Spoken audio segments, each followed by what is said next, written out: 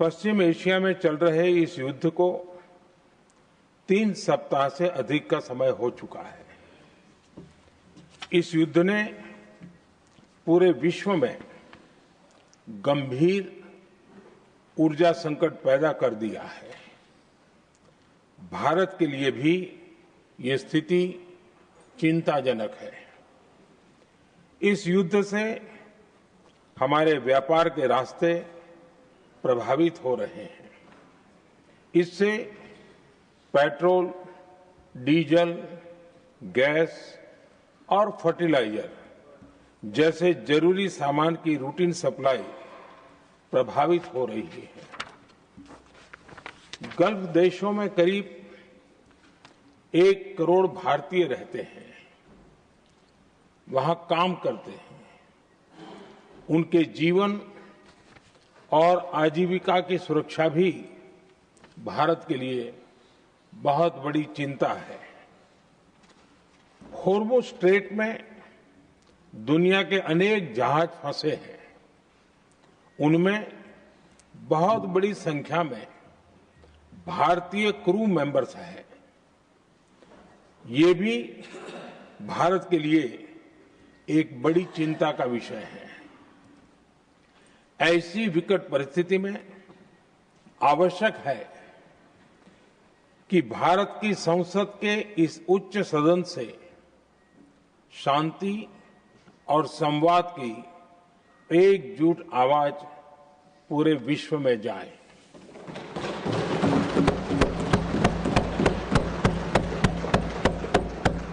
सभापति जी, युद्ध की शुरुआत के बाद से मैंने पश्चिम एशिया के ज्यादातर देशों के राष्ट्राध्यक्षों के साथ 2 राउंड फोन पर बात की है। हम गल्फ के सभी देशों के साथ लगातार संपर्क में हैं। हम ईरान, इजरायल और अमेरिका के साथ भी संपर्क में हैं। हमारा लक्ष्य डायलॉग और डिप्लोमेसी के माध्यम से क्षेत्र में शांति की बहाली का है। हमने डी एस्केलेशन और हॉर्मुज स्ट्रेट खोले जाने पर भी उनसे बात की है। कमर्शियल जहाजों पर हमला और हॉर्मुज स्ट्रेट जैसे अंतर्राष्ट्रीय जलमार्ग में रुकावट अस्वीकार्य है। भारत ने नागरिकों पर, सिविल इंफ्रास्ट्रक्चर पर, एनर्जी और ट्रांसपोर्ट से जुड़े इंफ्रास्ट्रक्चर पर हमलों का विरोध किया है। भारत डिप्लोमेसी के जरिए युद्ध के इस माहौल में भी भारतीय जहाजों के सुरक्षित आवागमन के लिए सतत प्रयास कर रहा है। भारत ने इस समस्या के समाधान के लिए संवाद का ही रास्ता सुझाया है। इस युद्ध में किसी के भी जीवन पर संकट मानवता के हित में नहीं है। इसलिए भारत का सतत प्रयास सभी पक्षों को जल्द से जल्द शांतिपूर्ण समाधान के लिए प्रोत्साहित करने का है। सभापति जी, संकट की स्थिति में देश विदेश में भारतीयों की सुरक्षा हमारी बहुत बड़ी प्राथमिकता है। युद्ध शुरू होने के बाद से लेकर अब तक 3,75,000 से अधिक भारतीय सुरक्षित भारत लौट चुके हैं।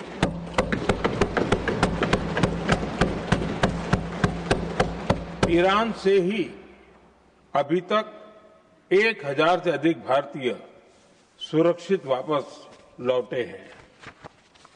इनमें 700 से अधिक मेडिकल की पढ़ाई करने वाले युवा हैं। हमारी सरकार संकट के इस समय में पूरी संवेदनशीलता से काम कर रही है। सभी देशों ने वहां मौजूद भारतीयों की सुरक्षा का पूरा आश्वासन दिया है। हालांकि ये बहुत दुखद है कि हमलों के कारण कुछ भारतीयों की मृत्यु हुई है और कुछ घायल भी हुए हैं।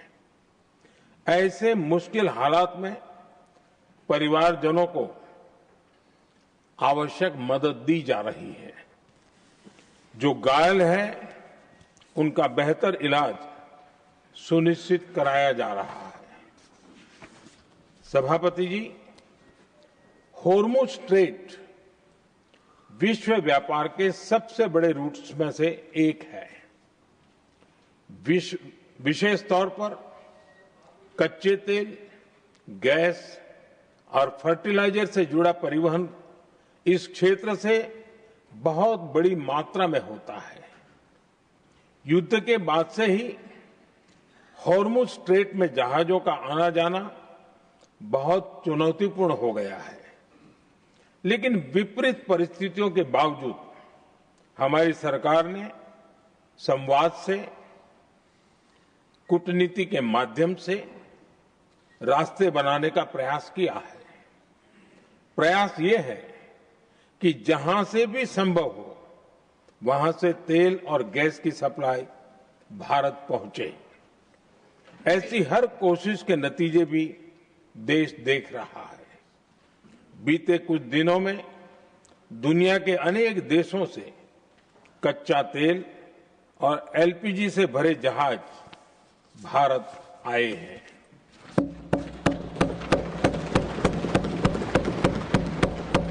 इस दिशा में हमारे प्रयास आने वाले दिनों में भी जारी रहेंगे। सभापति जी, भारत का प्रयास है कि तेल हो, गैस हो, फर्टिलाइजर हो, ऐसे हर जरूरी सामान से जुड़े जहाज भारत तक सुरक्षित पहुंचे। लेकिन इस युद्ध से बनी वैश्विक परिस्थितियां अगर लंबे समय तक बनी रहती है तो गंभीर दुष्परिणाम तय है। इसलिए भारत ने अपनी रेजिलियंस बढ़ाने के लिए जो भी प्रयास बीते वर्षों में किए हैं, उनको और गति दे रहा है। सभापति जी, कोई भी संकट हो, वो हमारे हौसलों और हमारे प्रयास दोनों की परीक्षा लेता है। देश ऐसे संकटों का बेहतर तरीके से सामना कर सके, इसके लिए बीते 11 वर्षों में निरंतर निर्णय लिए गए हैं। एनर्जी इंपोर्ट का डाइवर्सिफिकेशन ऐसे ही प्रयासों का हिस्सा है। पहले क्रूड ऑयल, एलएनजी, एलपीजी ऐसी एनर्जी जरूरतों के लिए 27 देशों से इंपोर्ट किया जाता था। वहीं आज भारत 41 देशों से एनर्जी इंपोर्ट करता है। बीते दशक में भारत ने संकट के ऐसे ही समय के लिए कच्चे तेल के भंडारण को भी प्राथमिकता दी है। हमारी तेल कंपनियां संकट के समय के लिए काफी मात्रा में पेट्रोल और डीजल का भंडार रखती हैं। बीते 11 वर्षों में 53 लाख मीट्रिक टन से अधिक का स्ट्रेटेजिक पेट्रोलियम रिजर्व भी डेवलप किया गया है और 65 लाख मैट्रिक टन से अधिक के रिजर्व की व्यवस्था पर देश काम कर रहा है। साथ ही बीते दशक में भारत की रिफाइनिंग कैपेसिटी भी अच्छी खासी बढ़ाई गई है। मैं आपके माध्यम से सदन को और देश को ये आश्वासन देना चाहता हूं कि भारत के पास क्रूड ऑयल के पर्याप्त स्टोरेज के और निरंतर सप्लाई की व्यवस्थाएं हैं। सभापति जी, हमारी सरकार की कोशिश है कि ईंधन के किसी एक ही स्रोत पर ज्यादा निर्भरता न रहे। सरकार घरेलू गैस सप्लाई में एलपीजी के अलावा पीएनजी पर भी बल दे रही है। बीते दशक में देश में पीएनजी कनेक्शन पर अभूतपूर्व काम हुआ है। बीते दिनों में इस काम को और तेज किया गया है। साथ ही एलपीजी के घरेलू उत्पादन को भी बड़े पैमाने पर बढ़ाने का प्रयास किया जा रहा है। सभापति जी, बीते वर्षों में सरकार का निरंतर प्रयास रहा है कि हर सेक्टर में दूसरे देशों पर निर्भरता कम से कम हो, हम ज्यादा से ज्यादा आत्मनिर्भर हो, यही एकमात्र विकल्प है। जैसे भारत का 90% से अधिक ट्रेड विदेशी जहाजों पर होता है, ये स्थिति किसी भी वैश्विक संकट में भारत की स्थिति को और भी गंभीर बना देती है। इसलिए सरकार ने मेड इन इंडिया जहाज बनाने के लिए करीब 70,000 करोड़ रुपए का अभियान शुरू किया। भारत आज ship building, ship breaking, maintenance and overhauling ऐसी हर सुविधा के निर्माण पर तेज गति से काम कर रहा है। भारत अपने डिफेंस सेक्टर को भी अधिक रेजिलिएंट बना रहा है। बीते दशक में किए गए प्रयासों से भारत आज अपनी जरूरत के अधिकांश हथियार भारत में ही बना रहा है। एक समय था जब भारत अपने जीवन रक्षक दवाओं के कच्चे माल यानी एपीआई के लिए भी दूसरे देशों पर बहुत अधिक निर्भर था। बीते वर्षों में देश ने भारत में ही एपीआई इकोसिस्टम बनाने के लिए अनेक प्रयास किए हैं। इसी प्रकार रेयर अर्थ मिनरल्स में विदेशी निर्भरता को कम करने के लिए भी बड़े कदम उठाए जा रहे हैं।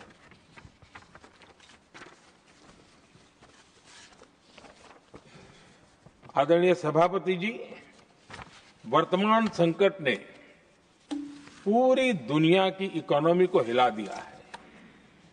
अभी तक पश्चिम एशिया में जो नुकसान हुआ है उससे रिकवर होने में भी दुनिया को बहुत समय लगेगा। भारत पर इसका कम से कम दुष्प्रभाव हो, इसके लिए निरंतर प्रयास किए जा रहे हैं। हमारी इकोनॉमी के फंडामेंटल्स मजबूत हैं और सरकार पल पल बदलते हालात पर नजर रखे हुए है। सरकार इसके शॉर्ट टर्म, मीडियम टर्म और लॉन्ग टर्म ऐसे हर प्रभाव के लिए एक रणनीति के साथ काम कर रही है। भारत सरकार ने एक इंटर मिनिस्ट्रियल ग्रुप भी बनाया है। ये ग्रुप नियमित मिलता है और हमारे इंपोर्ट एक्सपोर्ट में आने वाली हर दिक्कत का आकलन करता है और ये ग्रुप आवश्यक समाधान पर भी निरंतर काम करता रहा है। जैसे कोरोना के समय में अलग अलग सेक्टर्स की चुनौतियों से निपटने के लिए एक्सपर्ट्स और ऑफिसर्स के एम्पावर्ड ग्रुप्स बने थे, वैसे ही कल ही ऐसे 7 नए एम्पावर्ड ग्रुप्स का भी गठन किया गया है। ये group supply chain, petrol diesel, fertilizer, gas, महंगाई ऐसे विषयों पर त्वरित और दूरगामी रणनीति के तहत कार्रवाई करने का काम करेंगे। मुझे पूरा भरोसा है कि साझा प्रयासों से हम परिस्थितियों का बेहतर सामना कर पाएंगे। आदरणीय सभापति जी, सरकार ये भी प्रयास कर रही है कि आने वाले बुआई के सीजन में किसानों को पर्याप्त खाद मिलती रहे। सरकार ने खाद की पर्याप्त सप्लाई के लिए आवश्यक तैयारियां की हैं। सरकार का निरंतर प्रयास है कि किसानों पर किसी भी संकट का बोझ न पड़े। मैं देश के किसानों को फिर आश्वस्त करूंगा कि सरकार हर चुनौती के समाधान के लिए उनके साथ खड़ी है।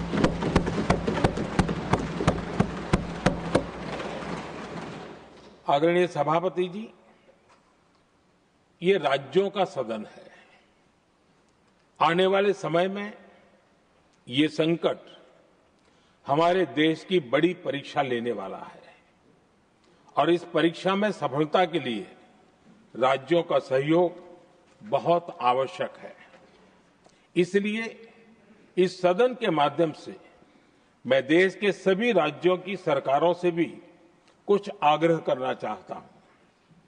संकट के समय गरीबों पर, श्रमिकों पर, प्रवासी साथियों पर बहुत बुरा असर पड़ता है।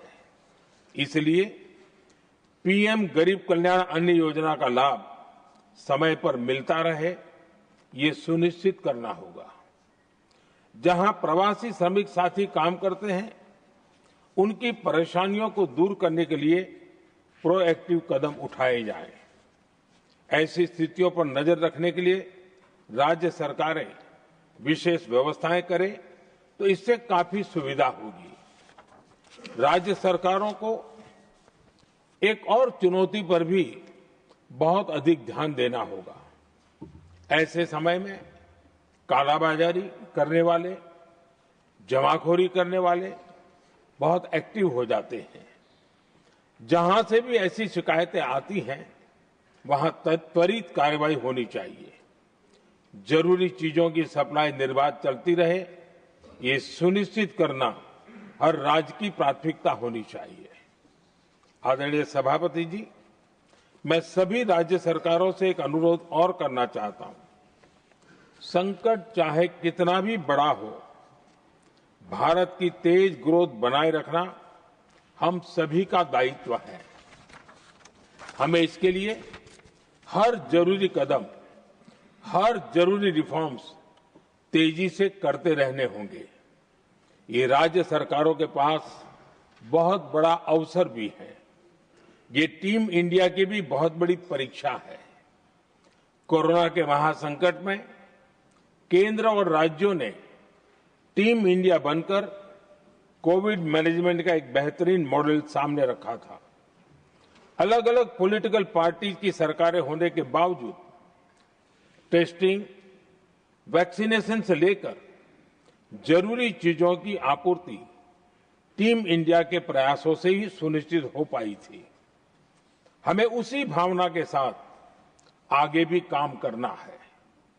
सभी राज्य सरकारों और केंद्र सरकार के प्रयासों से देश इस गंभीर वैश्विक संकट का प्रभावी रूप से सामना कर पाएगा। आदरणीय सभापति जी, ये संकट अलग प्रकार का है और इसके समाधान भी अलग प्रकार से ही तय किए जा रहे हैं। हमें धीरज के साथ, संयम के साथ, शांत मन से हर चुनौती का मुकाबला करना है।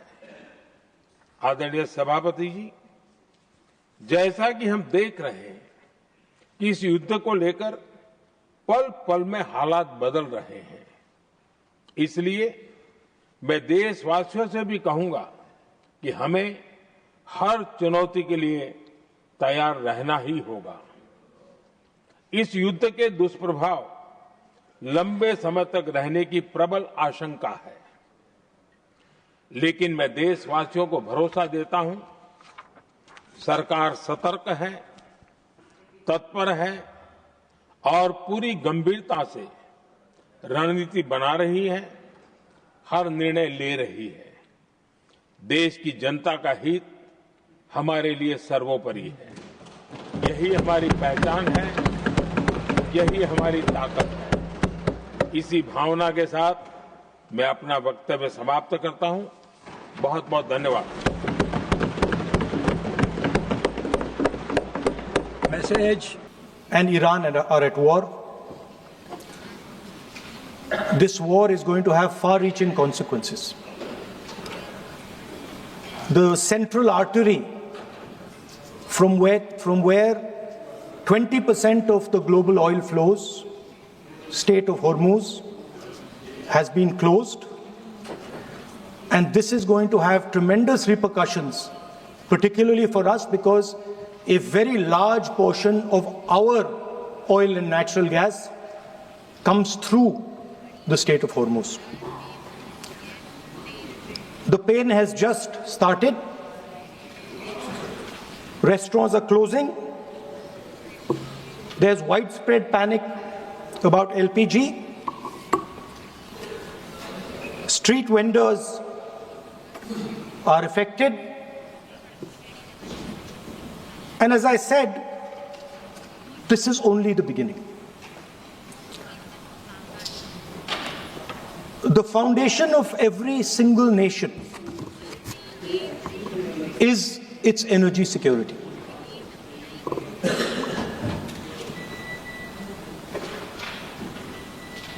And I do not say this lightly,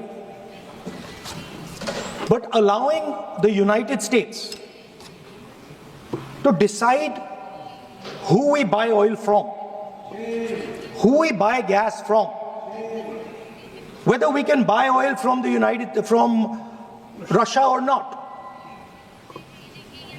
whether our relationship with different oil suppliers can be decided by us. This is what has been bartered. And this is a very puzzling fact for me. It has been a very puzzling fact why a nation the size of India would allow any other nation, the president of another nation, to give us permission to buy Russian oil, to decide who our relationships are with. And this has been a puzzle, and I've been trying to figure this puzzle out. And I have figured the puzzle out. And the puzzle is about compromise. We have a gentleman sitting here who is the oil minister. He himself has said that he is a friend of Mr. Epstein. Oh. Sir, I'm talking about oil security, sir. Sir, I'm talking about oil I'm talking about economic security, sir. Sir, here I have a document which shows that his daughter has received money from George Soros. माननीय सदस्य आपने